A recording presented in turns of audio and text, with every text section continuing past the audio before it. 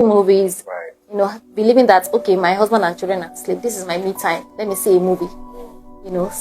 That's me prioritizing quality sleep and rest because they are also part of the healing journey. Then relationship rebuilding, networking, meeting people, learning new things. And then I also talk about spiritual strengthening, because there is nothing without God, though. There's one thing I read, that grace is when God gives us what we do not deserve, and mercy is when God does not give us what we deserve. So, God factor is very important, relationship with God. And the last one is purpose rediscovery. So, finding a purpose in life. God has spared me.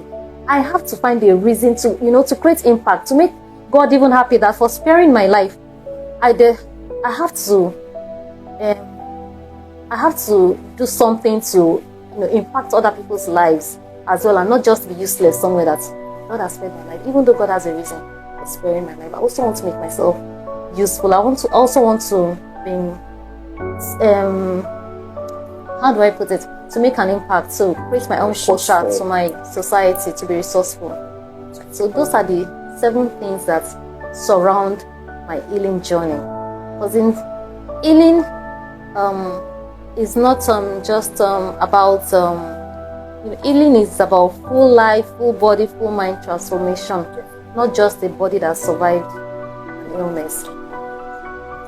So these 7 keys you just mentioned, they are all in your book.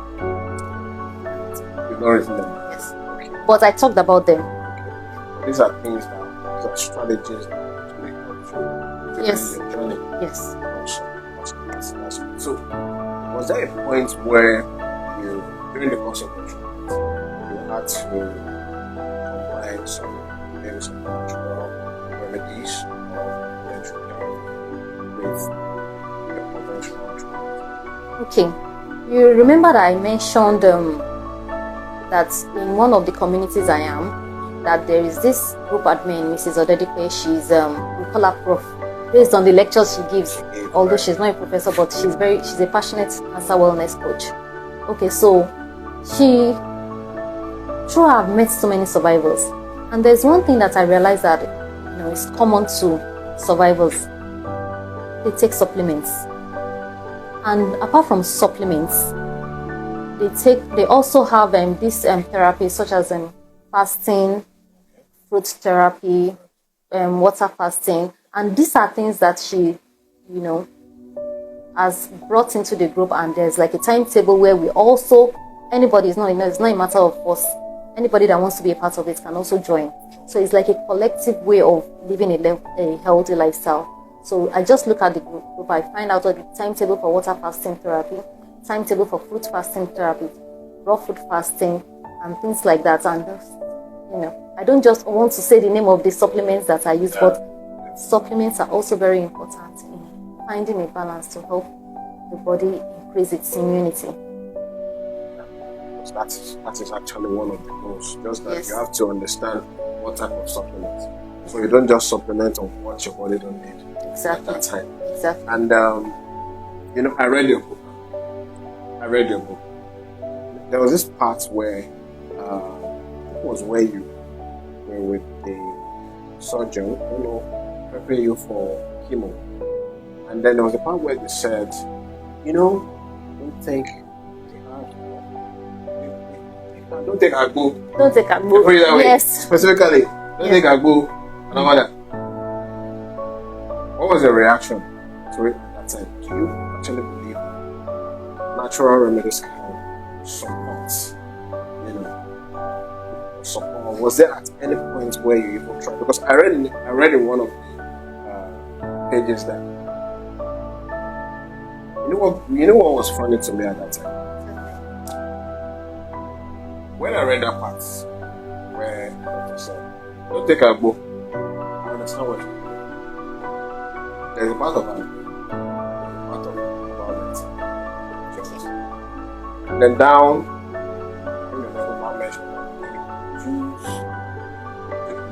Jute leaves, ewedu. Which is ewedu. Yes. So that struck to me like, okay.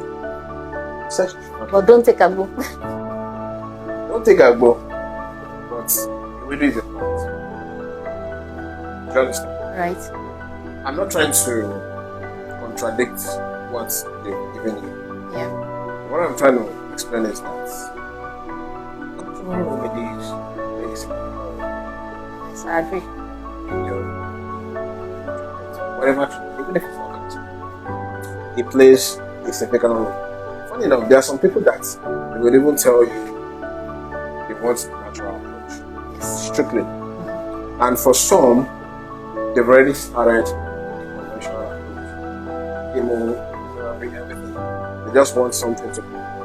Yes.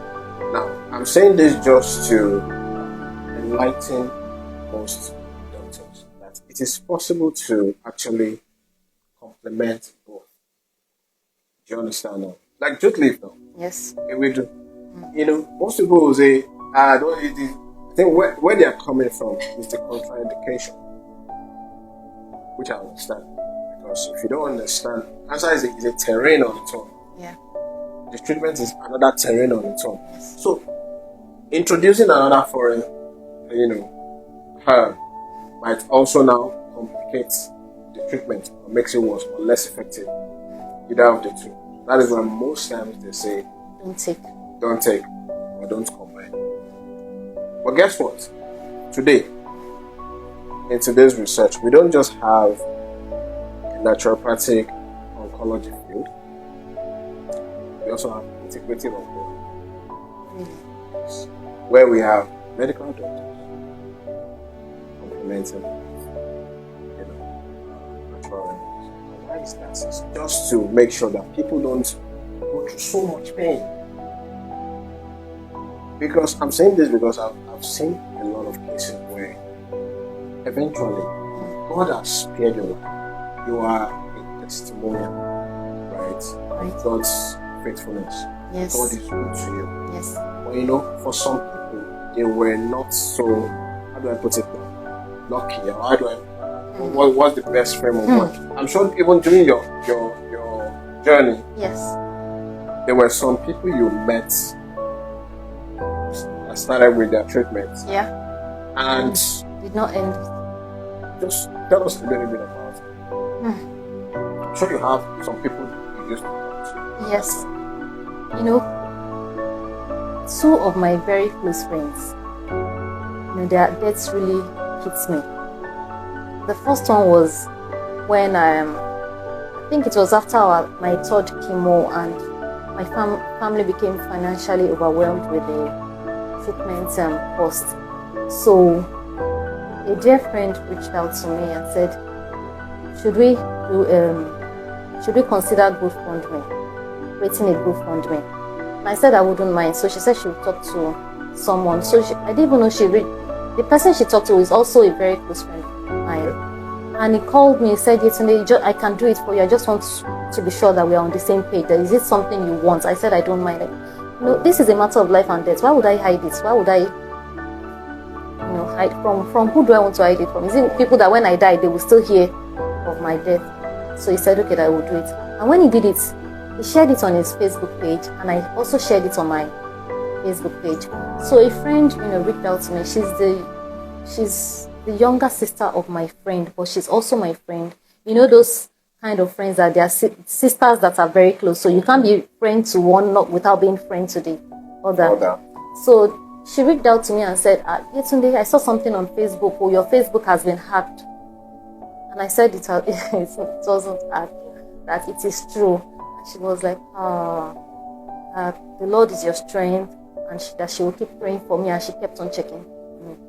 And months later, I was scrolling through Facebook, and I saw her Facebook page. My friend's name is Tokwe.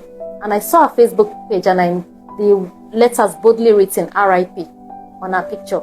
Immediately, I called her older sister, and I said, what am I seeing on Tokwe's wall? She said, it's true. I said, what is true?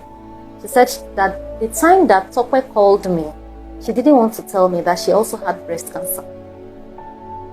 And that was what killed her. That she had done several chemos, she had done the surgery, She had even completed radiotherapy. I said, that she never mentioned it. It's really hit me because I felt that cancer should not be a journey in isolation. This is something that it's not like it's a crime. It's not a sin. This is not something that we asked for.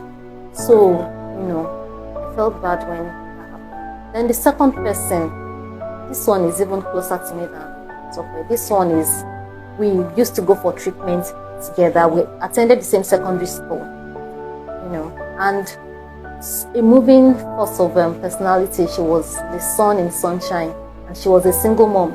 And I used to think to myself that if a single mom can dust herself even after so many chemos and still try to live life, then I should do better.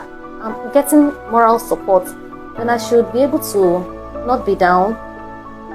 And she called me one day and told me that cancer has come back. I said, no, that you are pulling through this. I'm rooting for you. I went to see her in the hospital. Like other times she had come to see me in the hospital. This is someone that I could call in the midnight that, okay, I'm feeling this way.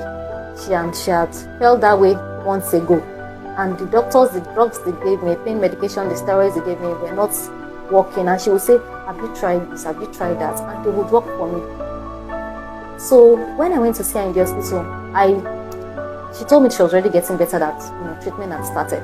And I felt that, okay, you'll pull through this just like you have been pulling through situations like this, not knowing that, next time I will see my friend was in the coffin. So when I got a call, I think I went to see her a week later, I got the call. And my friend, we all attended the same secondary school, our mutual friend, she said, Itzy, where are you? I said I was home. And she said, have you eaten? When somebody calls you to ask you, are you home? Have you eaten? And that person doesn't normally ask that question. My antenna was up and I was waiting for her to say the next word. And she said, when was the last time you heard from Ife? Ife ti ku o. I said, Ife wo loku.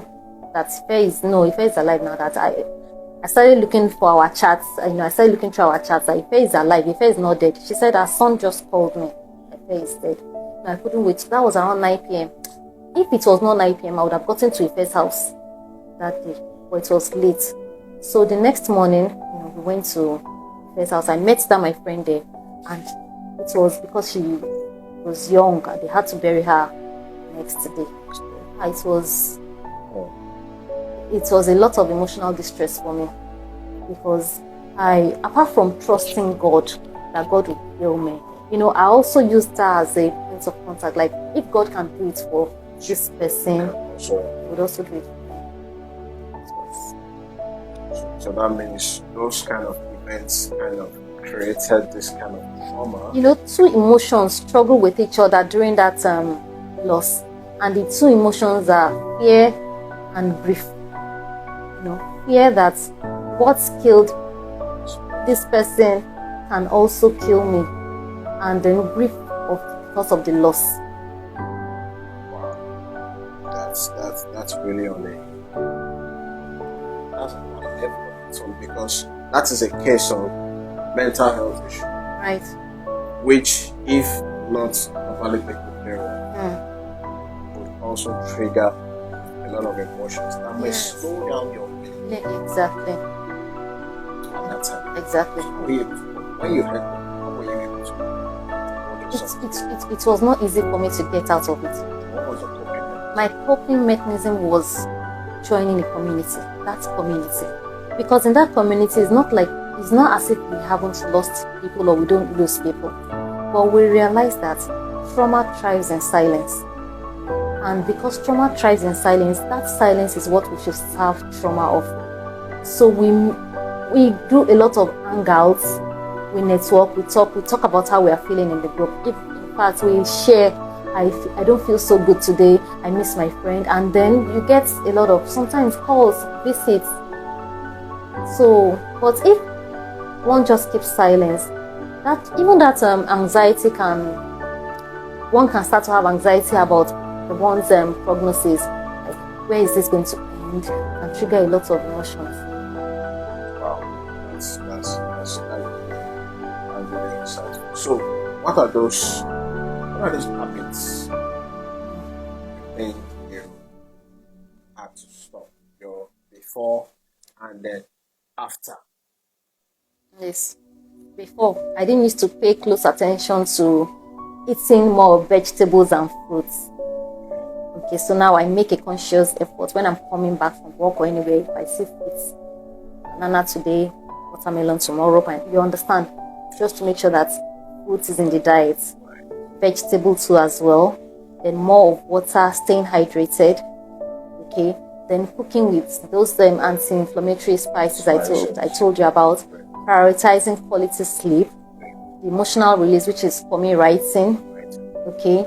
And I also told you about bringing up my emotional caution sign, knowing my limits, creating boundaries, and just enjoying every day as it comes. Right. Because tomorrow is not promised. Cancer made me realize that today is a blessing. So just enjoy it. So if you could speak to your before cancer self, speak to your before cancer self, what would you say? Now this question is for people that they don't even know anything about it. In fact, I was talking to someone some days ago. So I was telling that there's a lot of cancer cases. I said, just laugh. Just saying, cancer. He said it in Yoruba, I said, just for rich people. I was like, that's a big misconception. Yes, it is. Because today, if you are still in this age, you will definitely know that it has no regard of age, sex, status, religion, tribe, no status. Yeah. So if you are going to enlighten or talk to your before cancer self, what would you say? How would you advise us? Like I said, this is for people that they don't even know. Yes. But they don't want to be in that situation.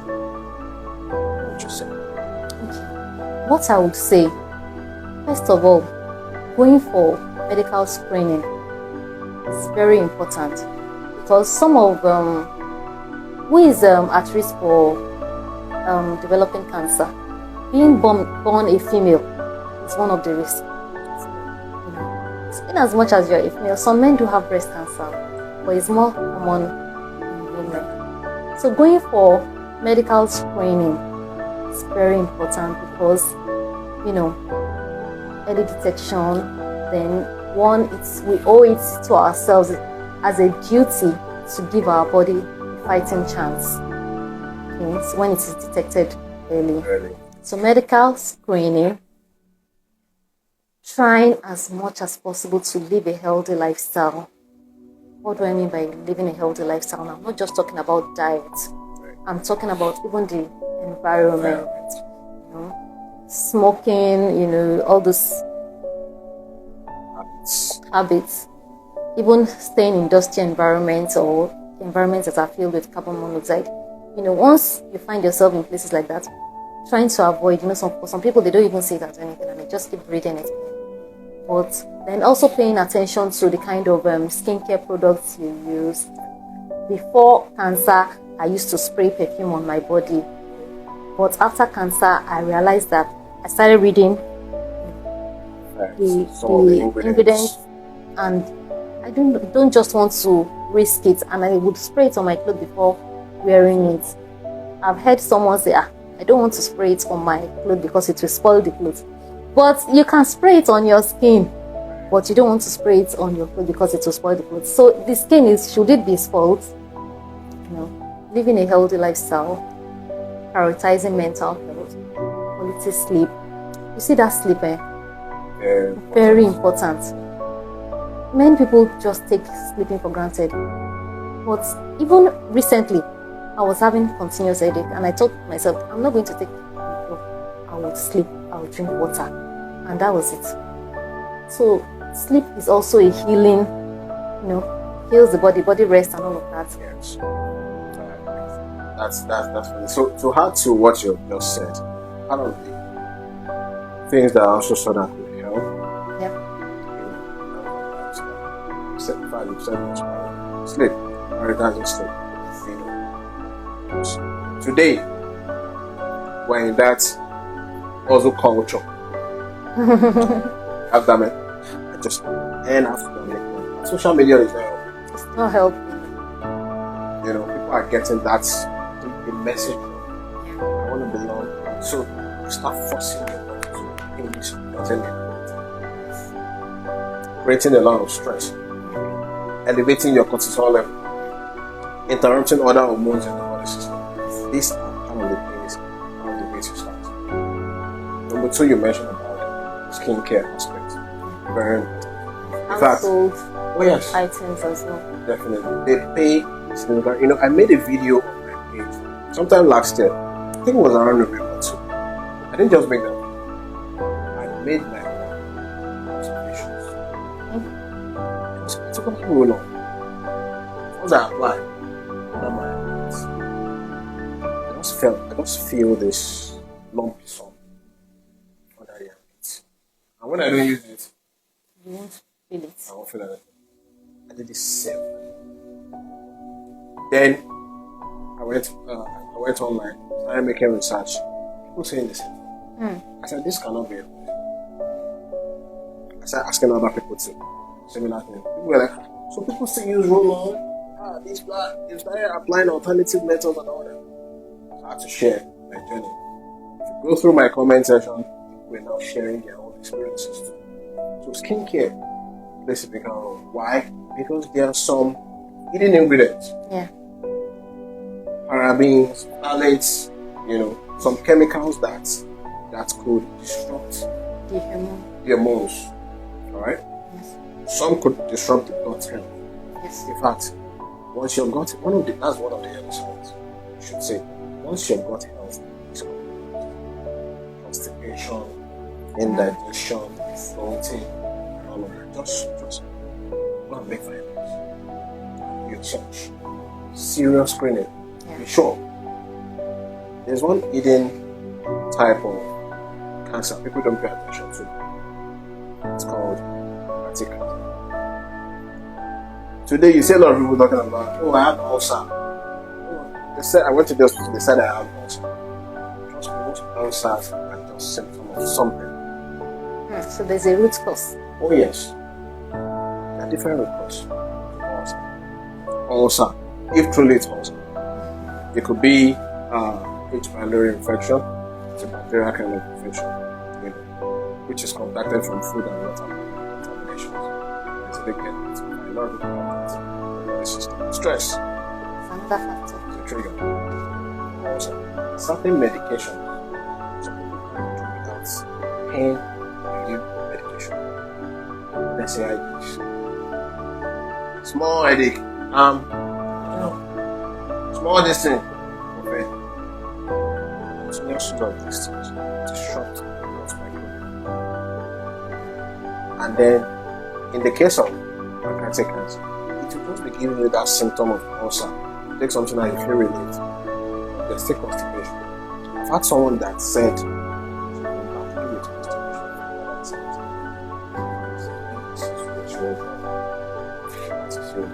someone that died, someone shared the story of a colleague that died of pancreatic cancer.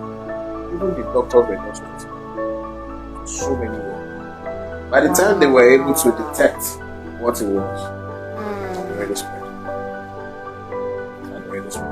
Before they could know it was spread. So, it can come with different kind of, symptoms. And sometimes you don't even get symptoms. But do you leave your body to just work on its own? I mean, many people drive their cars around. You don't just you prone your cars to dangers all the time. You use your car often. What do you do normally? You service your car from time to time. Yes. That's just your car. How much more your body system? So the more we use the body, we know the body is already prone to so many stress, so many dangers out there. There's another one. We call it aflatoxins. These ones are molds that we get from some of these foods. Right? That is why research can easily tell that cancer buildups grows from metabolic issues, and it starts with the gut. Things we put in our mouth. So you eat your bread, because you don't want to break. You get your bread outside, but you don't know the process.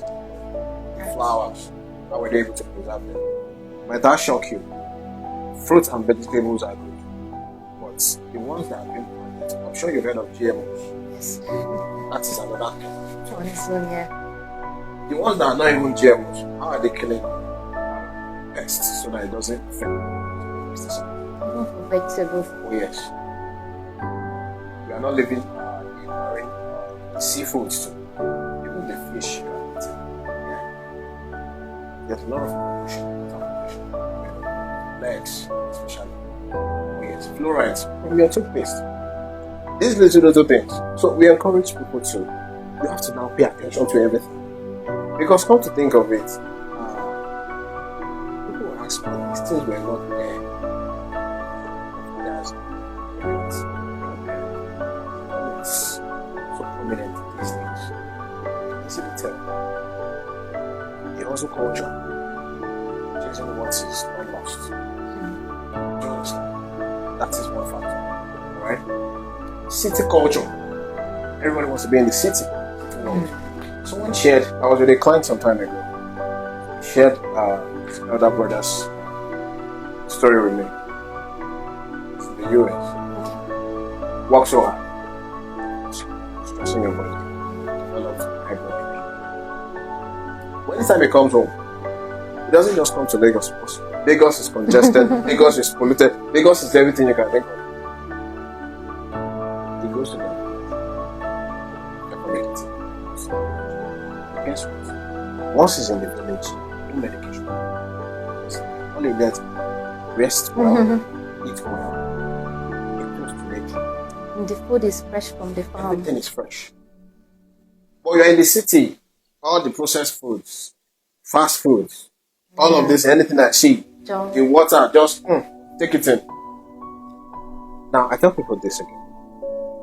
Can we now do without? Can we now, because of that, run away from the city? No. But we just take precautions. You know already that you are exposed to this thing. So from time to time, sit down, you detoxify your system. Yeah. Do parasite cleanse programs. Do a lot of things that will take this thing out of the body. You don't want those cells to multiply. You don't want them to grow. Yes. The moment they start growing, that's it. So that is why it seems as if people don't see signs. So when we talk about early detection, most times nobody catches it. Yes. At the early stage. There's almost nothing like early detection. Sometimes you won't even see the signs. But yourself, personally, you can tell that no, I'm not living a healthy life. So you have to give a constant reminder. Just like you said the other time, that there has to be a constant reminder of yourself that something has to be done correctly. Thank you very much. This is Yetunde Boyejo. It's been a very insightful moment. Session. I'm very sure someone out there has learned so much. All of these things we've talked about, they are all embedded in a book. And a book is just 7,000 naira. Yes, it is. Virtually anybody can afford it. I recommend again, every woman, every mother, every sister, even if you're a student, please, you can buy extra copies. How do they get this? Okay, so for now it's an ebook. Okay. And they can order through the order link, which is yetundeboyejo.com.ng. Okay. So that's the order link. And one thing that people ask me, why did you write this book? So I wrote this book mainly to create awareness and to let other people understand the struggle of cancer patients while helping cancer patients overcome their fears. And in a way, also teach people how to, some people want to help cancer patients, but they don't know how. And some people believe that once cancer treatment has ended, that is the end of cancer. You're free. And they feel, I get questions sometimes when maybe I suffer a side effect and people say, but you have finished your treatment, what happened again? And it doesn't work that way. So this book teaches people about the process, what cancer patients experience, or let me say what breast cancer patients experience, what the treatment does, and what immunohistochemistry means. How the hormones play a large role in feeding cancer cells if the body is not, if one does not make a conscious effort to live a healthy lifestyle.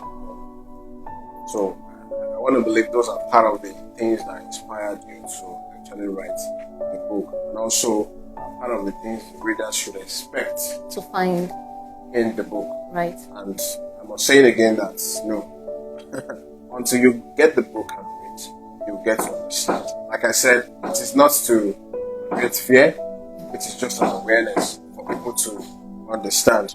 All right. So right. Yes. So finally, how would you summarize your journey? Just give us a summary. You know, it's easy for me to sit down here today to say I want to summarize this journey, but I wouldn't even know how. Where should I start from? Is it the time that I found the lump, or during my chemotherapy, or was it before surgery, or during surgery, or after surgery, or the radiotherapy process, or life after cancer? You know, it's a whole lot to put into words right now. But in one thing that I would say is that at some point I started to see myself more than a diagnosis, and I believe that life can throw anybody an ugly curve, but it is precisely in those moments that the human spirit shines the brightest. And one can take this experience to see life. I'm not even talking about the healthy lifestyle part. To see life as a way to show more kindness, empathy to people, because you never know what the next person is dealing with. You see people, somebody can see me today and say, this person is enjoying life, beautiful woman, not knowing that this person has gone through this or is actually dealing with something. I've gone to laboratories to get my test results. I've met people that look so good, and when we got talking, I realized that they have medical conditions. So empathy is very, very important. It's good to appreciate little things in life, being able to wake up without pain, walking unaided, showing gratitude for these things. But I know that some people want to hear the real cancer journey. How? Definitely. How did I cope? What are the things I experienced? Okay, so chemotherapy is not an easy treatment to cope with, because chemo will test anybody, and I experienced a lot of side effects during chemo, like the ones I mentioned, including the gastrointestinal issues. I was thinking which when I think about the side effects, I try to imagine which one was even the worst, and I can't say this was worse than this. Is it the itchy skin? Is it the chronic cough that lasted 4 months? And I'm talking about the chronic cough that felt like I was coughing up my guts. Cough that had me gasping for breath. Cough that if I had just eaten, the food would come out of my nose. I would choke on my vomit, 4 good months. It would seize me mid-sentence, and, losing weight. I started my chemo with 65 kg weight. And by the time I completed my chemo, I was 50 kg. So much weight. Yes, I'd lost so much weight. I was dark, my clothes were hanging loosely on my shoulders. When I want to go for my next chemo, I would do a dress rehearsal to know which one would not look so loose on me. There was a time that I passed by a gutter and some people were covering their noses. I was just happy to have back my sense of smell, because I had lost my sense of smell and taste for months. So, it's difficult to actually summarize the whole journey. Surgery was the morning I was going for surgery. Before then, I had heard that somebody died, because that the person did not wake up after surgery. Surgery? Yes. That is the mastectomy. Yes. And I was going for mine. So that morning, I had to be admitted a day before for observation and preparation for the surgery the day after. So that morning, my children were going to school. My bag was packed, and as soon as the school bus left, my husband would take me to the hospital. So we were about to have the morning prayer, and as we held hands, my husband started prayer, and the next thing I knew was I burst into tears. this is someone that I know to be macho, to be strong. I'd never seen him down. Even when I know that he's bone tired, he would never, imply that he was tired. So seeing him cry made the realization that death could happen very real. Okay, so I documented him from the moment I was admitted in the hospital. I asked questions. My surgeon came to see me. I asked questions. The anesthetist, also spoke about the process and then possible outcomes, and that how, it was when he mentioned something that it made me realize that these people, what they do is that they take people to death's door and keep them there till after surgery, because when you give when you put a patient under anesthesia, the patient is like dead to the world till the thing wears off. So during that time, you cannot breathe in on your own. Something is being used to breathe for you, but your body is connected to a lot of machines to monitor your vital organs. Okay, so it just made me realize that things that one takes for granted, death can happen any moment. And then radiotherapy too came with its own unique set of challenges too. Don't wear tight clothing, don't scratch the place, even though it will be itchy, because radio burns, it's so hard to treat and infection can be introduced to that part. So I had to be extra careful. A friend of mine recently, the whole place that was stitched, after radio, the thing opened. Yes, it became very sensitive. Mine did not open, but I felt serious pain up to the my wrist, from here to the wrist, because of radio. And I spoke with the radiologist. I said, why is it that radiotherapy brought back surgery pain? And he said that radio is a very powerful tool. It's used to mop up microscopic cells, cancer cells. But do you know that radiotherapy can also be used to correct scars on the skin? So that's why I felt that the skin sense. What did they call it? That I felt the pain, because it made the skin sensitive. Wow. Then when I was losing my hair too, my scalp felt I felt a little pain. It felt tender. When I comb my hair, my scalp would feel tender, a little painful.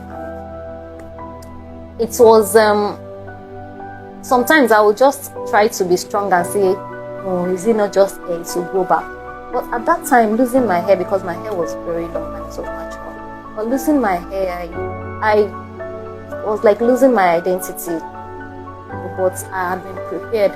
That's why I said that the power of information was also one of the tools that helped me to be able to deal with the situation easier. Because when one does not have information, it's easy to be confused, to be scared, to be angry, to have emotions that will not help towards the healing journey.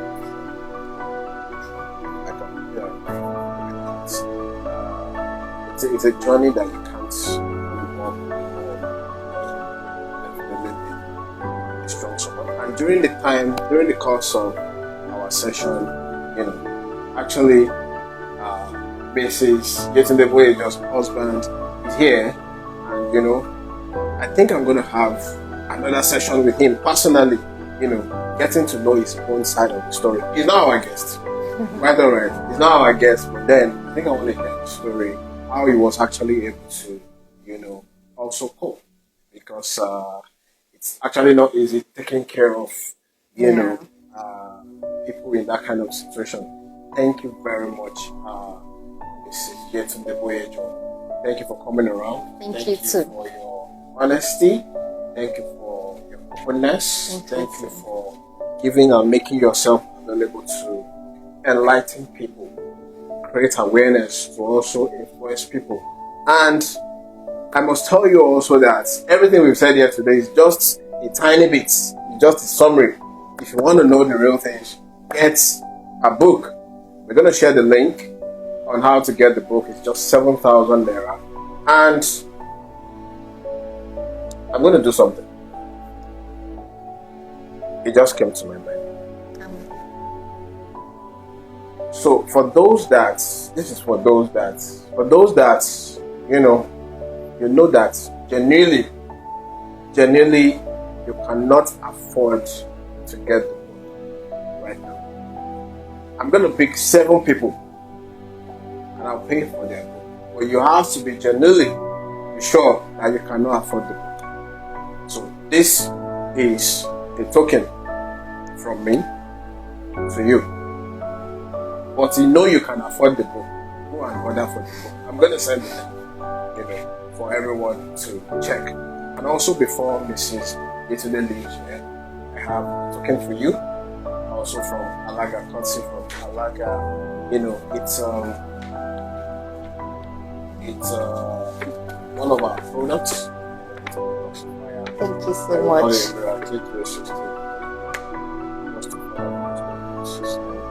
We have different treatment plans.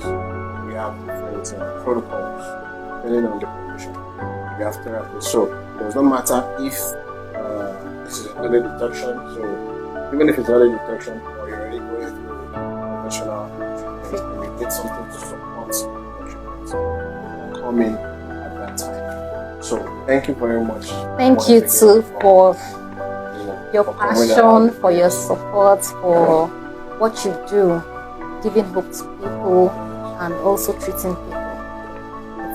Cancer is not the reason for one to live a healthy lifestyle. A healthy lifestyle, as it says, should just be a way of life. And you are doing a great job here. Thank you very much. I especially like the bioresonance, the one you talked about. Oh yes. So, like I said earlier, the bioresonance scan is a non-invasive procedure. Right. That I encourage everyone to start. It does not even matter if you feel healthy or you've been diagnosed of a particular condition, or so whether you know already or you want to know, or you've gone through a series of scans and tests and it seems as if they said everything is fine. But oftentimes your guts, you can tell that there's still something going on in the system. If you want to know more about your system, you want to prevent early, you want to understand the root cause of different kind of health issues, nutrient deficiencies, minerals, vitamins. Yes, bioresonance body scan is the best for you, and it also helps to actually tailor your treatment so we can focus. We don't just I have a headache, no, take this, go and use this. So that is how our system is different from because oftentimes when you come with maybe a scan result or a test result, we don't just fully rely on that alone. Aside from getting to know you, having a proper consultation session, we run the scan to also know what are all those imbalances, hidden things that you don't even know of. Are there parasites? How do we clean it up? Because if those things are there and you're just taking, that's why most people don't get healing on time. It's emotional. It's just like, there's a power like a holistic way. It's a holistic way of treatment. It goes beyond just even recommended herbs and all of that. It also deals with the mental health. I had a session with someone when I did this Abuja. I could tell there was something. So when she told me, she was like, I just want to check my system and all that. I'm okay. I said, are you sure? So I can tell them. After this scan, there's a path I'm going to go through. I go there to show me everything. So yeah, I'm sorry. I was just joking. Should I?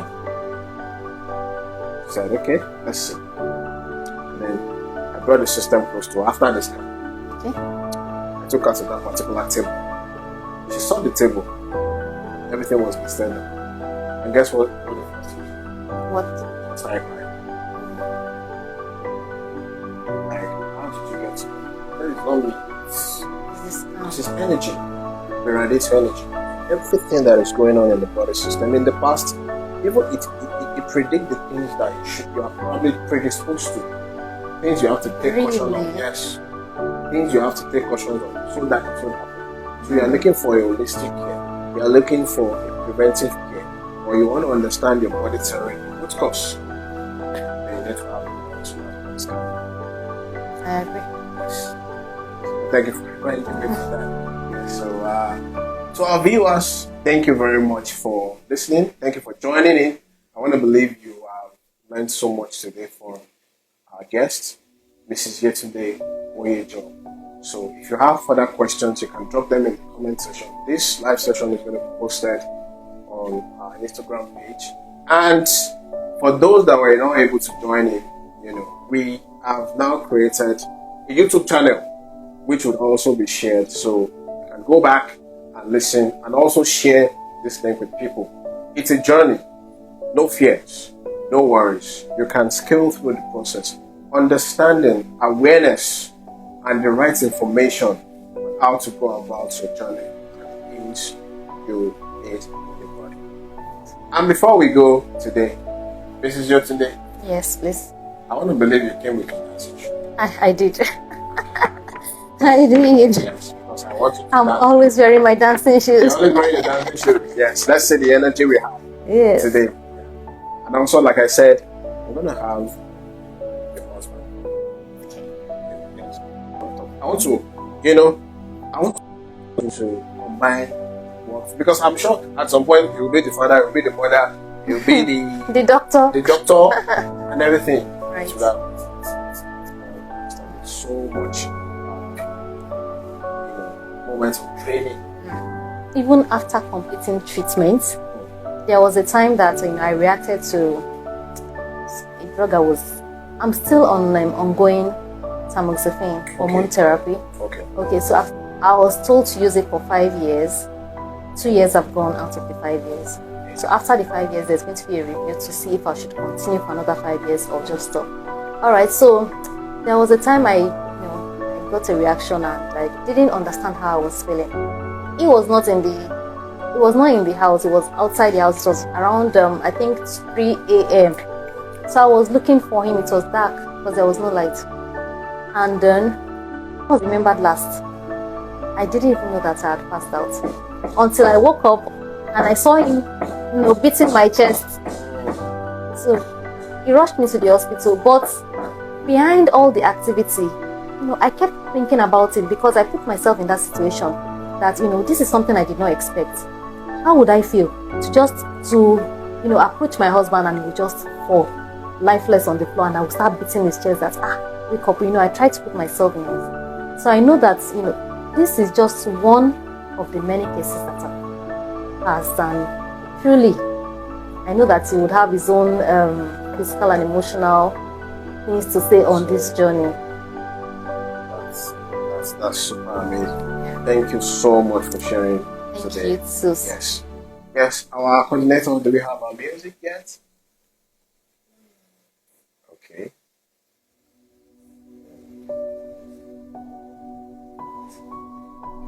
So while we're waiting for our music, how are your kids? How are they doing? They grew up overnight to care for a mom dealing with cancer, chemo, surgery, radiotherapy, and then even the young one knew how to help, in the sense that whenever he hears me coughing, he knows where to run to get the bowl for mommy. If he was not able to do it, he will go and call the sister.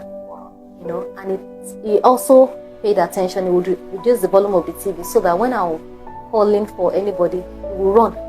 Are you calling daddy? Are you looking for? Those times that my voice was not, I couldn't speak well. That is one moment. So, everyone, once again, thank you so much for joining Alaga Natural Center. My email is alagaabao@gmail.com. Till next time, stay healthy, stay well. Goodbye. Alaga.